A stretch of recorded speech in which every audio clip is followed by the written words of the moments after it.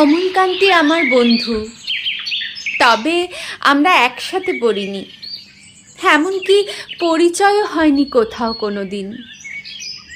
তবু আমার বন্ধু, কারণ আমিও রোদ্দুর হতে চেয়েছিলাম, পারিনি। তবে আমি বৃষ্টি হতে পেরেছি, নিজে ভিজে সবাইকে টেনে নামিয়েছি জলে। গলা ডোবা জল, এর গায়ে ওর গায়ে জল ছিটিয়ে কি হাসিটাই না হেসেছি। বন্ধুদের বলেছি, দেখ তোরা আসতেই চাইছিলি না, নদীতে নেমে কি আনন্দ। একজন বলল, দূর বোকা, এটা নদী নাকি, এটা তো ডোবা, কাল রাত্রের বৃষ্টিতে জল উঠেছে।